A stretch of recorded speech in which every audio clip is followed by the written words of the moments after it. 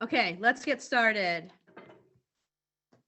So good to be with you. I am Anna Kutaya, Milford Public School Superintendent. With me is Dr. Fedigan, Milford Public Schools Assistant Superintendent. We are so grateful to be in front of you once again. It has been a while. We have spent the last 20 so months responding and ensuring that we first have safe and secure and healthy facilities, physical spaces for our young people and staff. That has always been at the top of our priority, and it's particularly the last 20 months. And we have been in communication with you primarily via written letter, some webinars, some videos. And more recently this summer, there has been so much uncertainty as to how we would return to school that our communication to you was limited in that we were waiting on answers. And so as soon as we were getting some concrete answers, you heard from me immediately through letter last week. We also thought, because we are MPS, that it would be good to be face-to-face with you to explain a little bit about what does the life of an elementary, middle, and high schooler look like this year, explain a little bit more in detail, and give you an opportunity to drop some questions in the chat.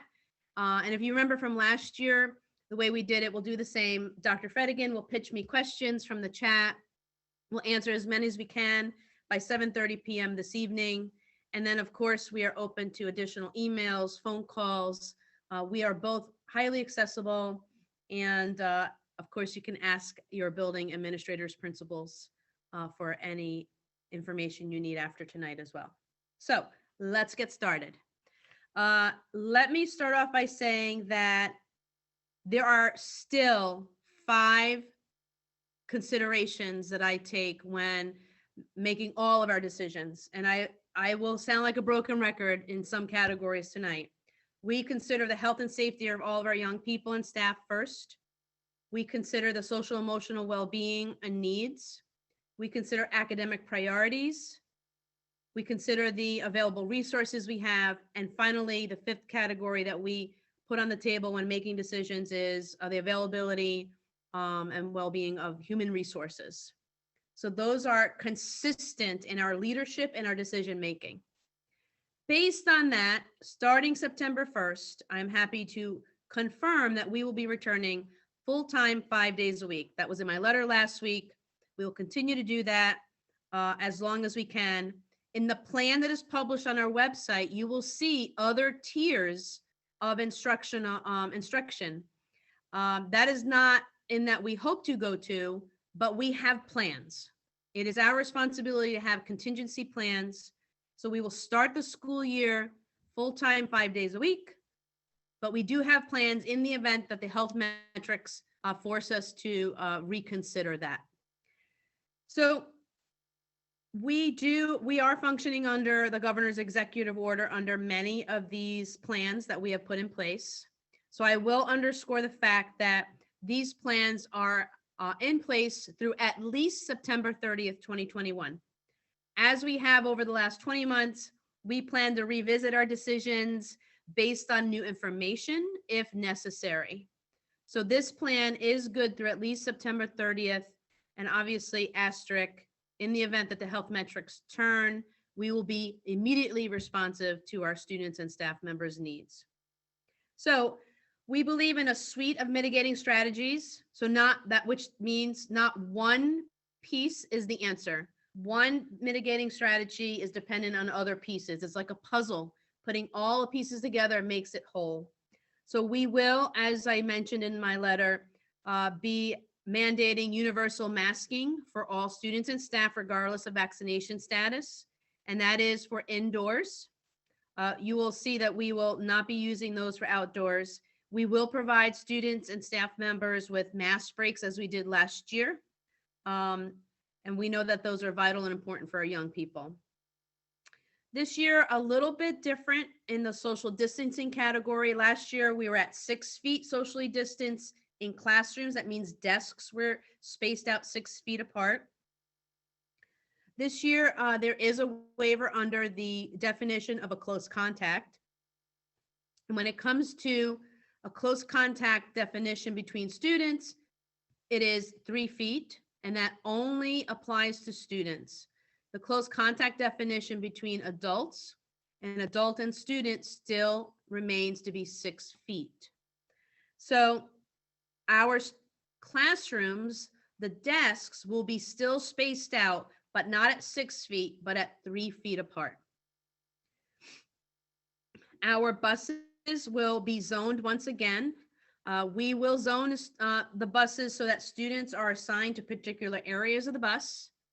And we will need your help, parents, to help reinforce with our students, send the message with our young people to please, please, please sit in your zone. We had some problems with that last year with students changing seats, and contact tracing became very challenging. So we just ask that moms and dads help us out and remind your young people to sit in their bus zone. When we are outdoors, we are going to allow students to be without masks. So on the playground, students will be able to access the playscape this year. So that will be open, good news. We will try to reduce the number of students that are out at the same time, so that while students may still be running around and playing, we're going to encourage social distancing as much as possible, but we know how young people can be. So there will be playtime outdoors using playscape, using recess equipment, but we will be reducing the number of students out at the same time.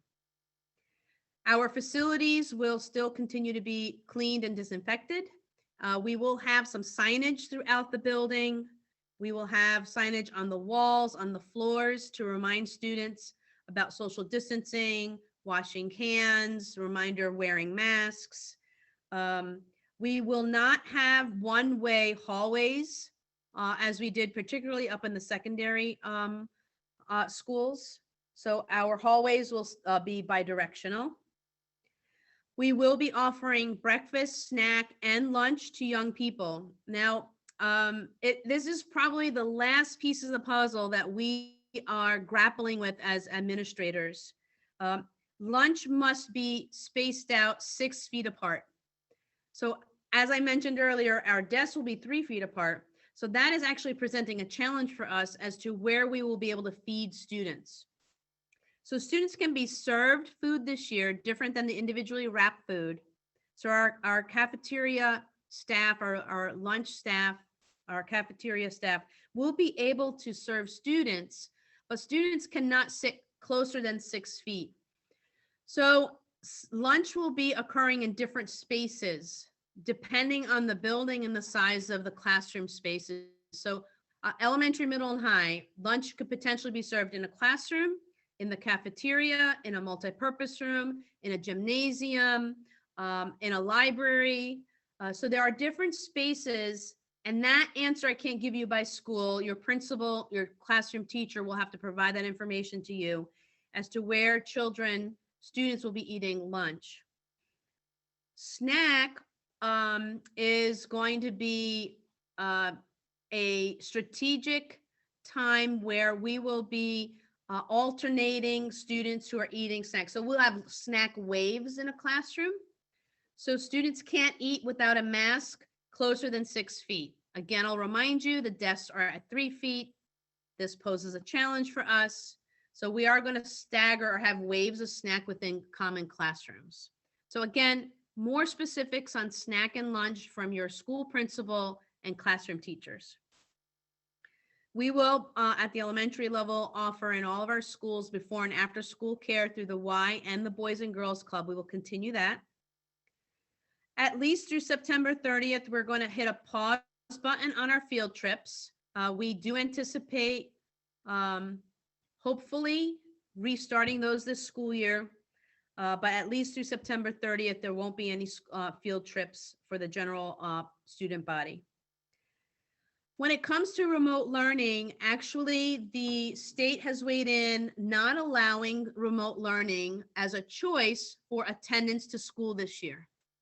But we have written guidelines and protocols here in Milford Public Schools, which allows remote learning synchronous and asynchronously for those students who are quarantined due to COVID. And that quarantine comes out of the health department. So please know it will not look exactly like last year. Remote learning for students who may be quarantined does not necessarily mean logging in at 8:30, logging out at 3:30.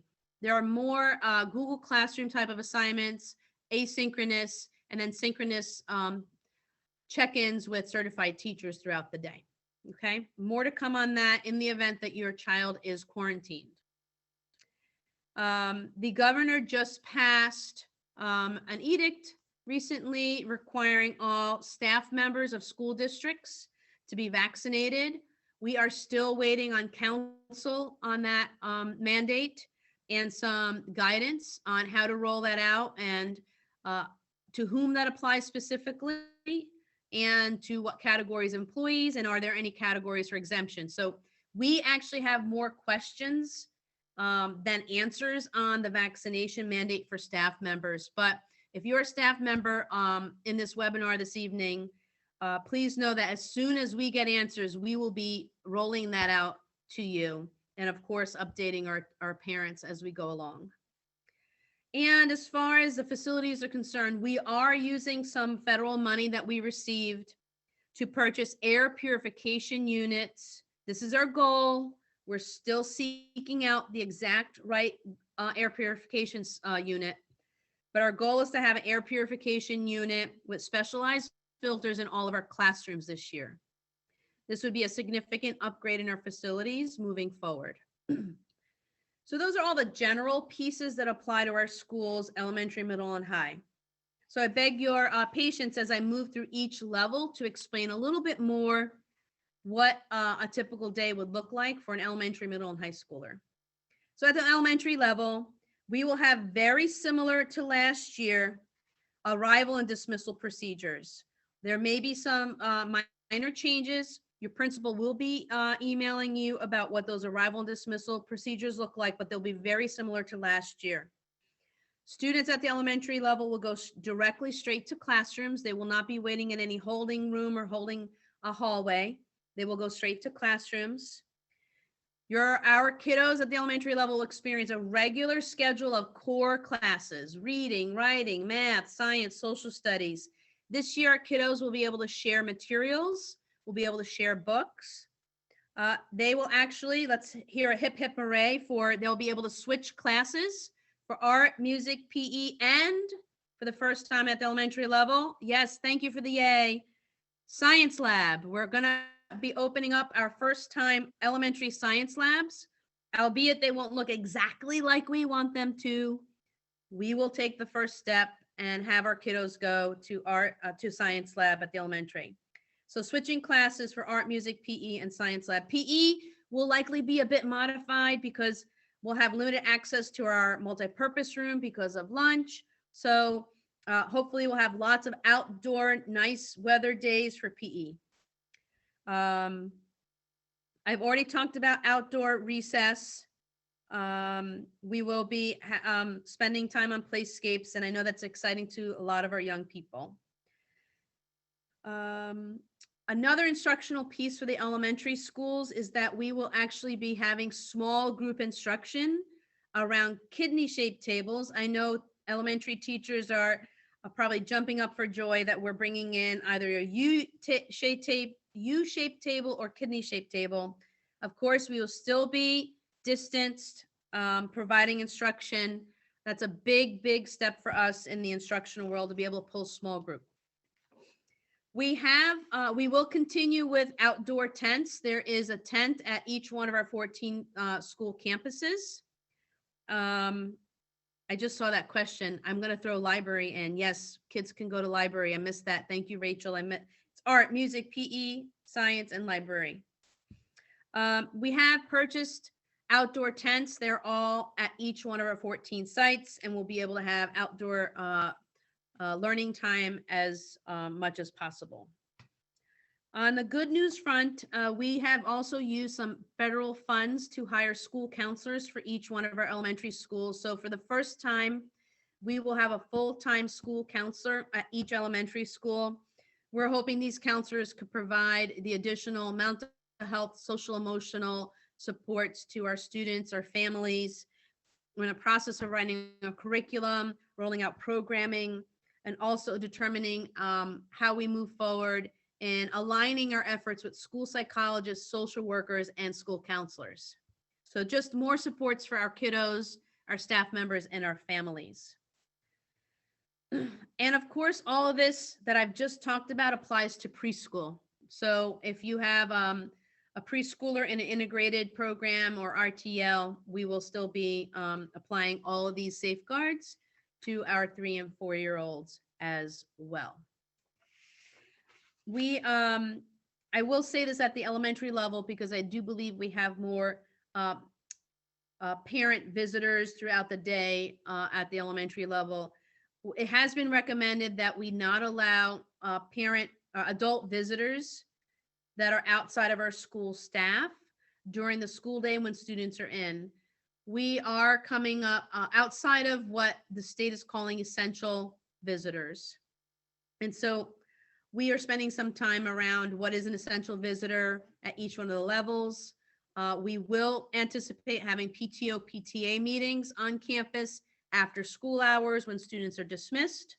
But we are still in the phase of limiting large group gatherings at our schools, large group fundraisers, events, celebrations.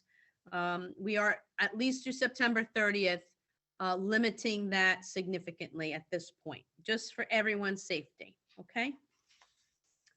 All right, middle school.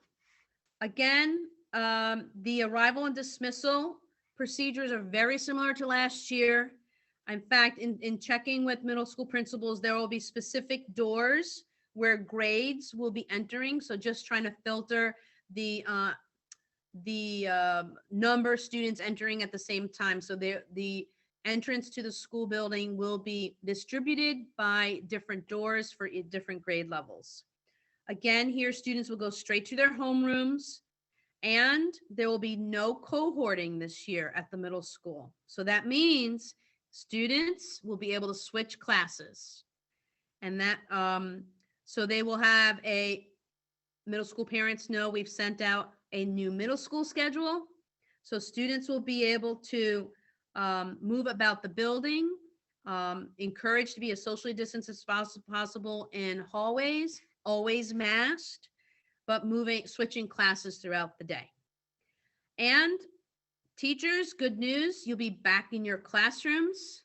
And I'll say that for high school too, as to the greatest degree possible, we are giving teachers back their assigned classrooms and not asking you to move from class to class if you have a designated room. We do have the nuance still limiting access to lockers at the middle school and encouraging students to use backpacks to mill about their day with their materials. We believe this is much more doable because the middle school schedule, the way it has been revised, it's truncated. There are fewer classes per day, therefore fewer materials to carry around. So we believe that will be doable. We'll keep an eye on kiddos. We'll modify that as necessary, but for now, starting the school year, we're going to limit access to lockers. So students will be offered breakfast in a grab and go fashion, and we'll encourage students to eat those in their homeroom. Lunch, again, also proves to be a great challenge. We're looking for spaces to spread kids out 6 feet apart to eat. And we're looking at mostly doing that in the cafeteria, the gym, and some overflow classrooms at the middle school level. Similar to the elementary school, we have added a school counselor, making that 2 school counselors at each middle school, again, for the same purpose, to provide additional supports for our students and families and staff members. Outdoor tents are available at the middle school, and we will again be enjoying those electives, students switching classes and having access to those different learning experiences throughout the building. And just like elementary, we can share materials, do class projects, but just like elementary, we're trying to figure out spaces like science lab where students are technically not supposed to be facing each other, tech education. So we do still have some challenges before us to figure out. And our admin team and teachers are working together to do that, to keep everybody safe and to be able to continue to implement a highly effective instructional program for all kids. Okay, high school, no cohorting and no zoning. So mostly at the high school last year, we used the language of zoning. So zoning particular classes, grades together in physical spaces of the building. We are moving away from that. Students will be able to switch classes.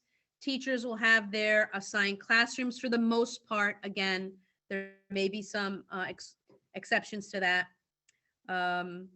Students will be able to take part in a full array of their electives, not limited by the space in the building where it's being held. We're going to distance as much as possible in hallways. Again, no more one-way hallways.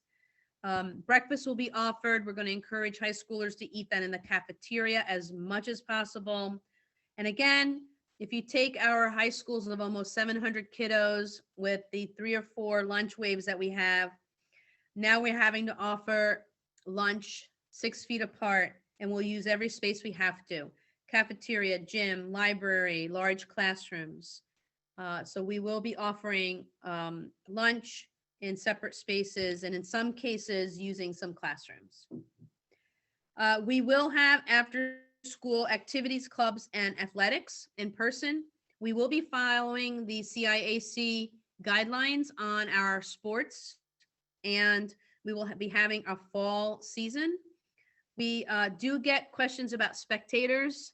It's the hottest question we get, actually. We are working on protocols and guidelines to allow spectators this year for outdoor and indoor. I can't speak specifically to what that will look like right now. Actually, we're hoping to finalize that by this week, the end of this week. And as soon as we have information, we'll share it with families, okay? And again, we have outdoor tents for, particularly, I know that outdoor tents in the upper grades are being used by a lot of our music teachers so that we can have orchestra, band, chorus, etc. So let me get to a question around quarantining, which is probably on your mind. So here are some of the rules around quarantining. I did mention the definition of a close contact. Student to student is 3 feet. That is a waiver that's been allowed to us. And 6 feet is for adult to adult and adult to student.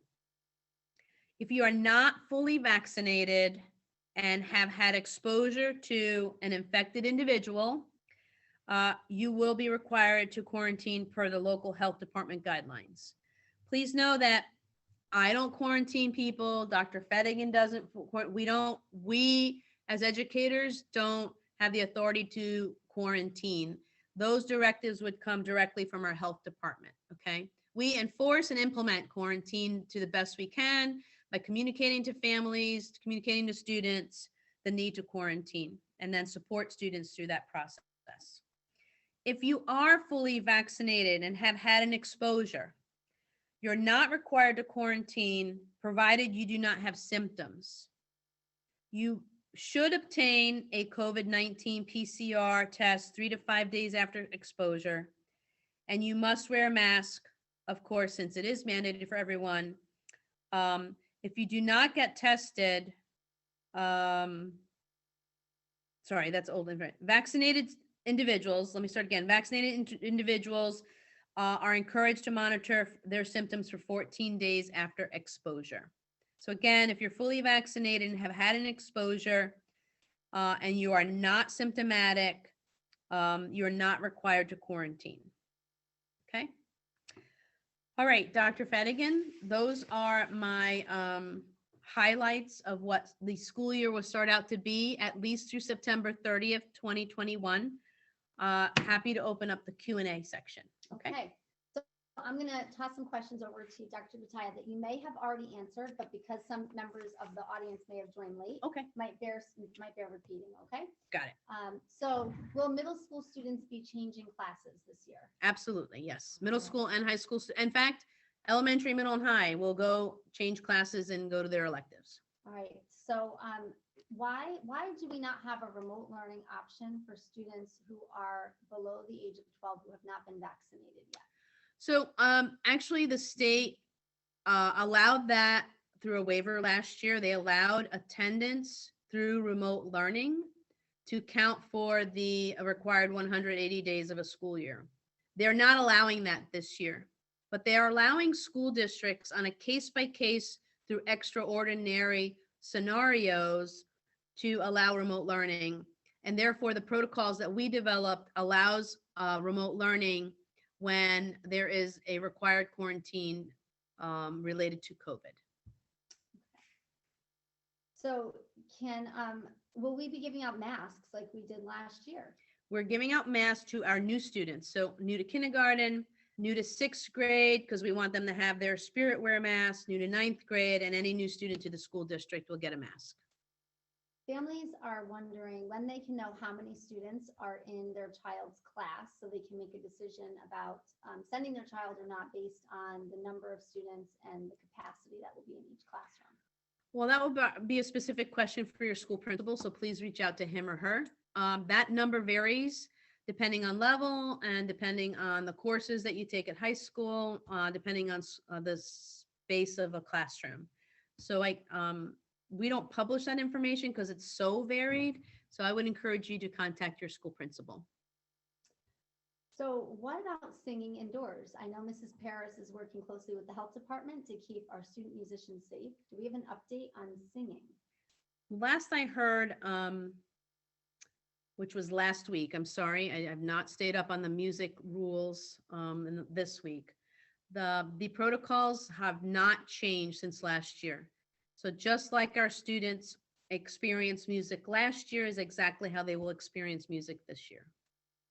This is a great question. Will we be able to have remote learning on snow days? Who would have ever thought this would be something we'd be asking for and about? I don't believe that is going to be encouraged this year in the state of Connecticut. So again, we are only sitting here on August, what is it? 24th. So as of right now, I don't foresee that happening, but anything can change. So parents would like to know at the elementary level, we used to have an ABCD schedule for specials, arts, media, music, and PE. And parents want to know if we're going to have the 4-day rotation. Are we, Dr. Fredigan? Do you know that? We are not. I do know that we're not having the 4-day rotation, and instead students will have a schedule that will be communicated out by your child's building principal and individual schedules per each child by the classroom teacher. And we're really happy that our kiddos can have those experiences this year and go out to the individual sites that go into an art room again. It's going to be great. You know, there's something I forgot to mention, Dr. Fredigan, because I saw something about breakfast in the chat. Mm-hmm. It's hard to hear you, so I'm going to turn you up. All right. Okay.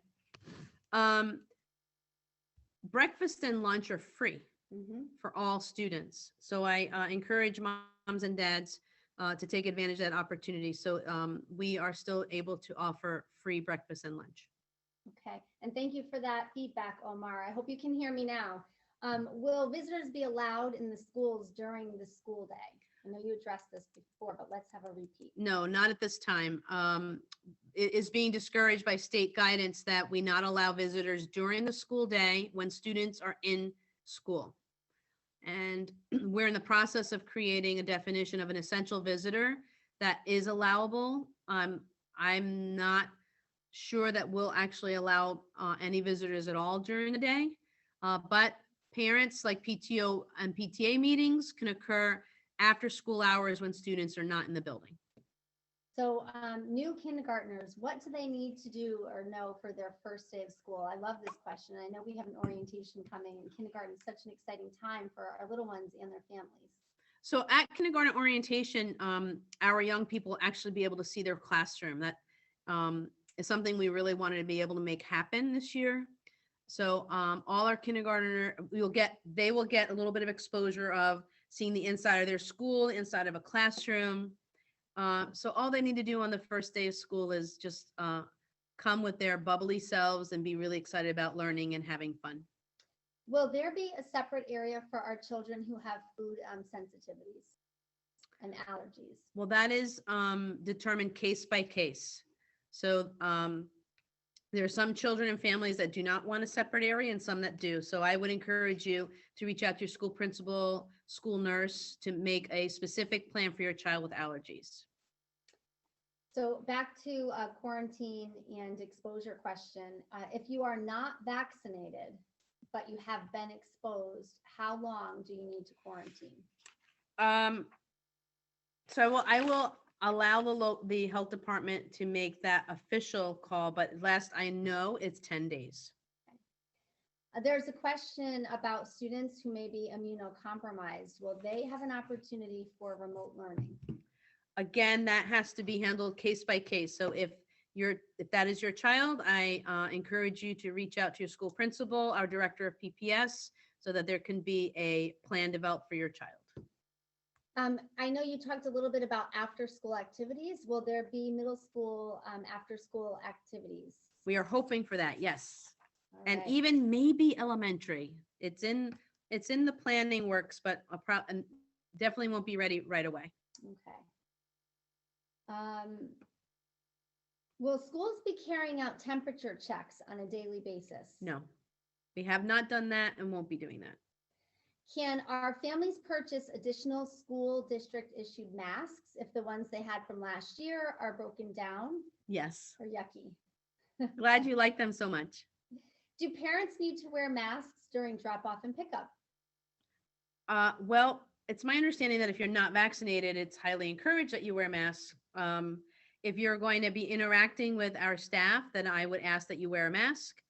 But I think it's a good practice to have a mask, but we're not requiring you to wear a mask if you're not going to be interacting within 6 feet with us. Okay, so we have some West Shore families here who are excited about the WAVE program. Is the WAVE program going to happen after school this year, Dr. Pitaya? I believe the answer is yes for that. Awesome. What about a child that has had COVID and therefore has a natural immunity? Do they follow the same quarantine protocol for that was set forth for unvaccinated children? You know what? I don't know that answer. That's a good health department question. I'm sorry. Again, I know that when there is an exposure, there are multiple nuances, and that's when the health department always gets involved with all of our potential exposures. So those specific questions are a health department question, not a administrator question.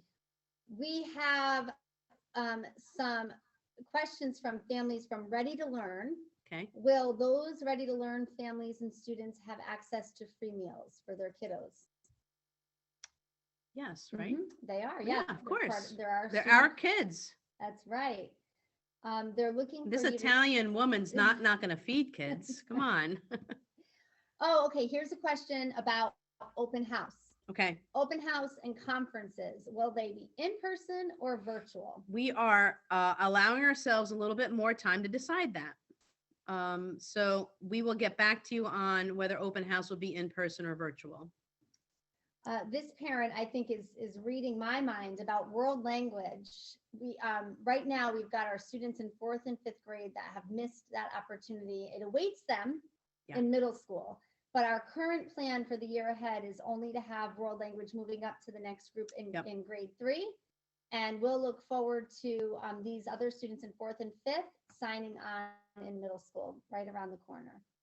How about school supply lists? Will those be handed out this year? We provide everything for our Milford Public School students. Okay. Right. Yeah, we do. Absolutely. They need to bring nothing. Everything's provided. We have a question. If families are interested in signing up for the meal program, how would they do that? I don't think you have to. I don't think you have to. I think the meals are free for everybody. Right? Yeah, that feels like a trick question. If you could call my office tomorrow to confirm that, but I think it's just free for everybody. Right. And food services, maybe we can send out a clarifier, because I think probably usually when one person asks or something's not clear, it should be clarified. Yeah, and we should put an update in that in our Friday news and events. So we will do that for everybody. Great question. One of our high school students, I think, is asking about if they will be singing with masks on. I just got a text saying no sign up for food service. It's free. Wonderful. Okay. Sorry. Great Will they be news. singing? One last thing. Will they be singing with masks on? Can you talk to us about the music program a little bit? So right now, as Dr. Gutaya said, the strategies, the mitigation strategies are the same as they were last year, but our instructional supervisor for fine arts and library media will be reviewing those protocols again with the health department and sharing communication with our families and our student musicians as soon as we have them finalized for the start of this school year. Let's see. Elementary lunch. They used to have their lunch brought to the room. How will lunch happen this year at the elementary level? So I don't want to speak for 8 elementary schools because of the space challenges, each elementary school may be doing it differently. It was our hope that kids could go pick up their lunches, but imagine a 5-year-old trying to walk from their kindergarten room to the lunchroom, and if they're not eating in their room, if they're not in the lunchroom, then they have to walk back with the tray. So I think that answer may be different depending on where your child is eating lunch in the school building. So that would be a good elementary school principal question. When can families drop off medications and EpiPens to the school nurse in the elementary schools? And I would say, also middle and high. Yeah, next week, right? Next Monday, our school nurses will be in the offices. Once again, families now of middle school students are asking about items needed for school, and a kindergarten parent just asked the same. So we're very fortunate in Milford that all materials are provided for our students and families, including our students' district-issued Chromebook tech devices. I was just going to mention that. We provide everything your child needs to come to school. Anything above that would be just a desire and interest for your child.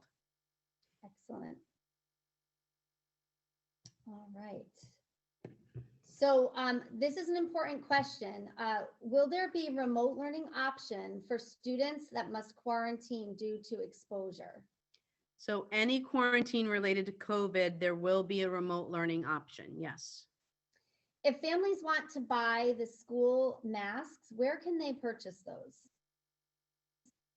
Check with your school principal. There may be a stock in the front office. This is an important question. How will we plan to keep our students safe and cool with masks on with the heat?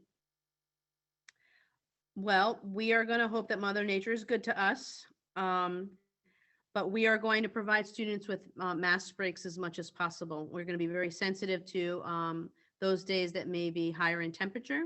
I know that our staff members will need to do the same. So our teachers, I am confident, keep an eye on our kiddos and are responsive to their needs. So, and at any time, if a kiddo needs a mask break and he's not getting one, he should ask for it. In the event that there is a concern where an entire classroom has been exposed and we have to quarantine an entire class, will there be remote learning? Yes. Anytime there's a quarantine required because of COVID, we will provide remote learning. Oh, I think this is something I want to know as a parent too. Will there be school photos this year, school picture day? Oh boy. Yes, there will be school picture day. We just have to figure out how to do that the safest way. And I believe that this year our photographers would fall under the essential visitor category. So we will have school pictures. If I'm traveling out of state and unvaccinated, will my child need to quarantine? Say it again.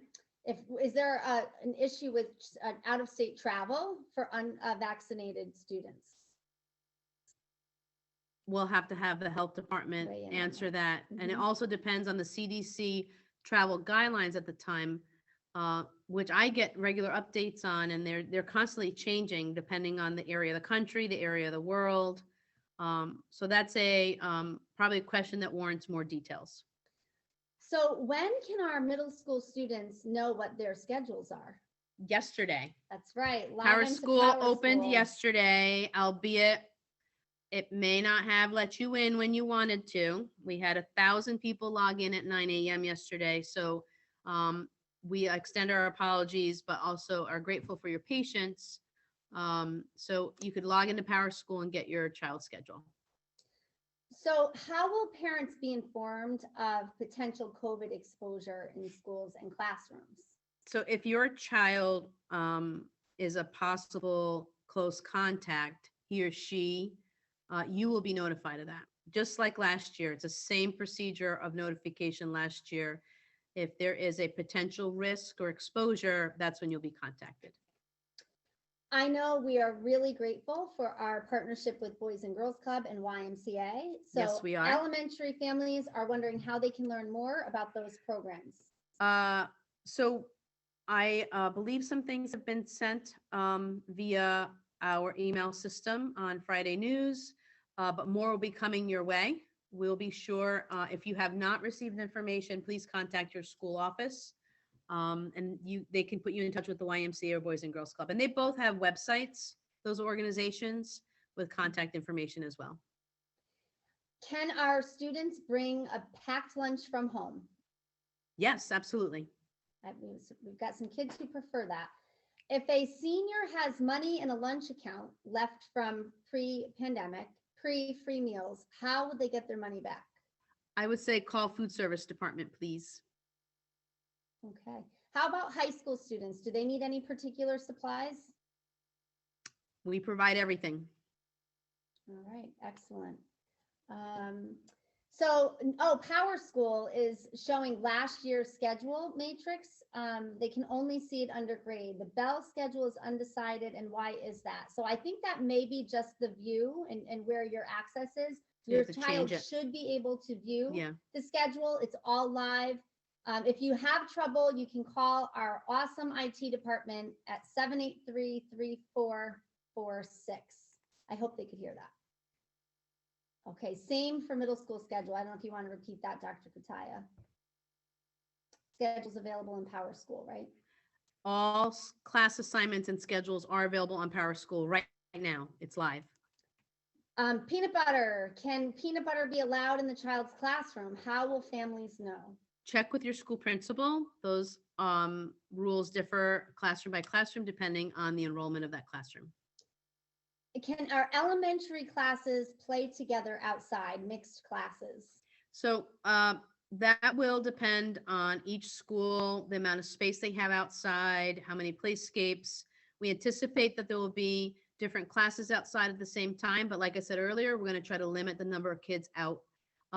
I do know that when I speaking to the elementary principals recently, they were coming up with playscape rotation schedules so that we don't have a lot of kids all in the playscape at the same time, because we are trying to keep everyone socially distanced still.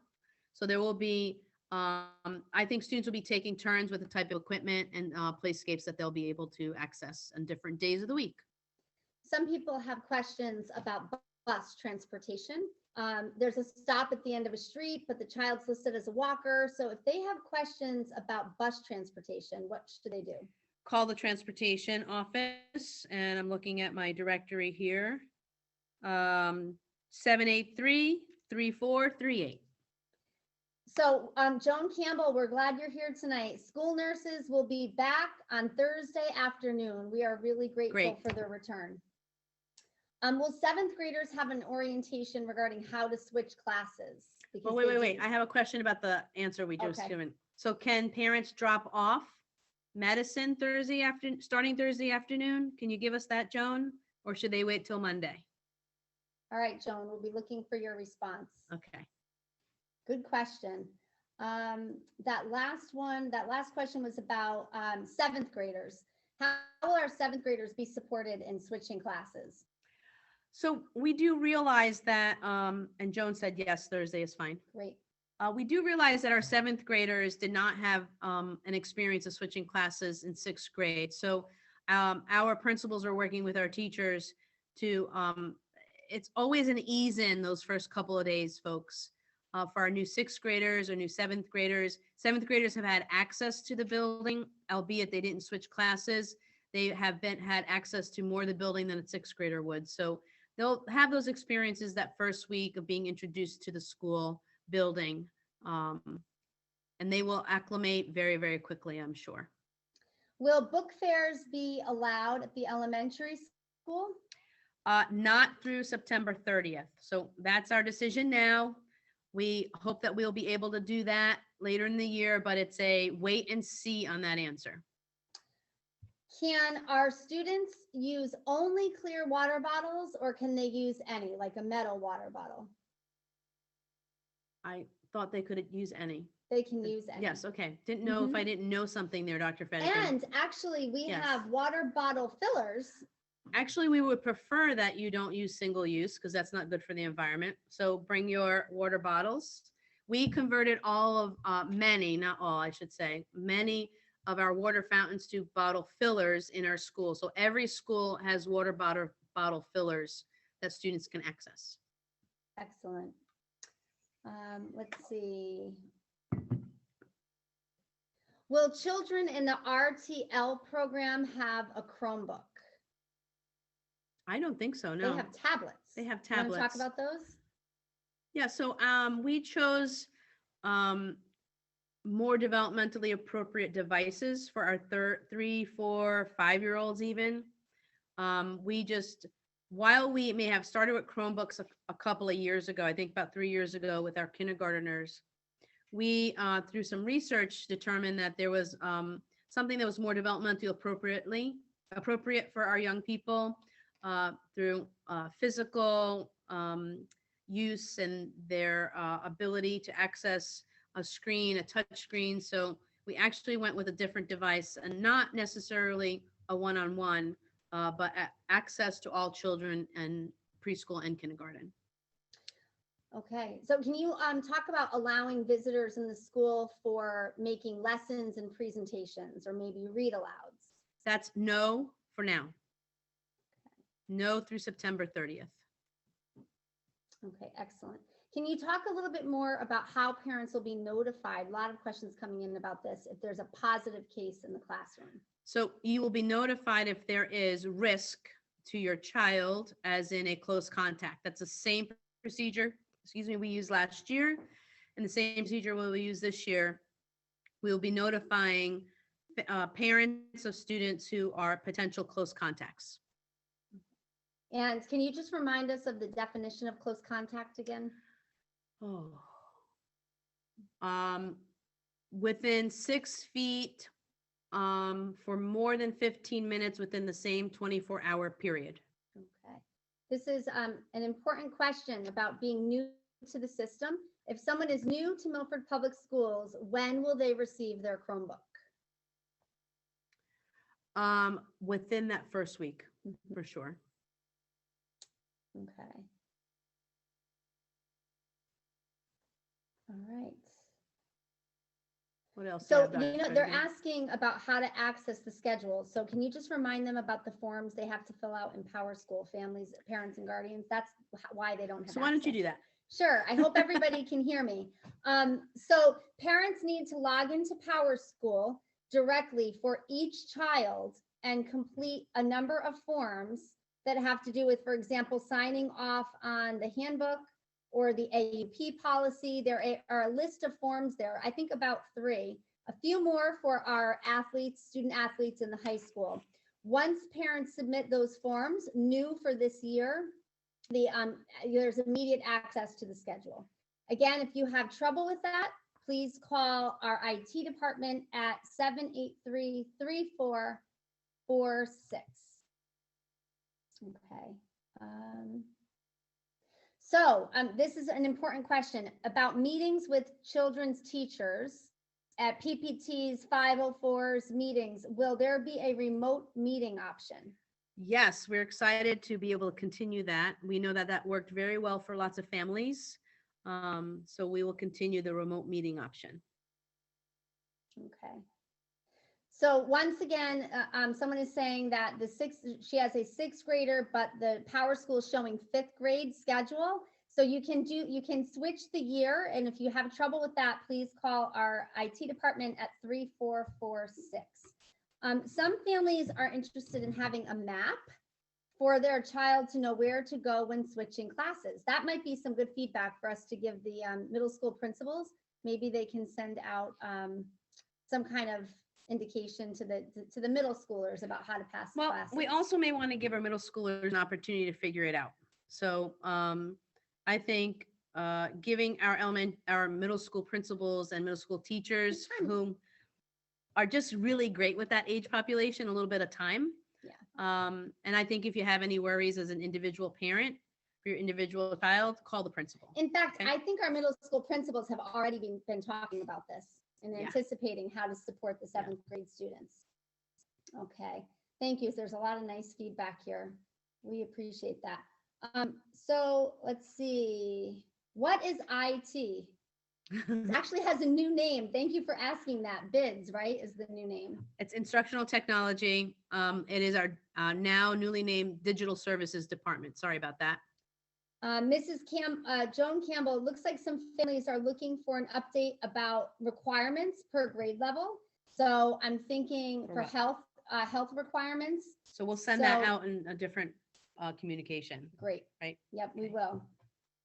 Oh, thank you. I have a very caring sixth grade teacher here who's written in, and he's assuring us that our middle school teachers are absolutely prepared to support all of our kids this year in their transition to grade level and classes. So thank you so much for weighing in. Okay, how about information on children that are entering second grade? How will they get switched out from their tablet to their Chromebook? We will easily do that the first couple weeks of school. We want to ease students in, get them acclimated to the classroom, and our second graders they're ready for technology more than we are. So there's a question about the percentage of teachers that and staff that are vaccinated.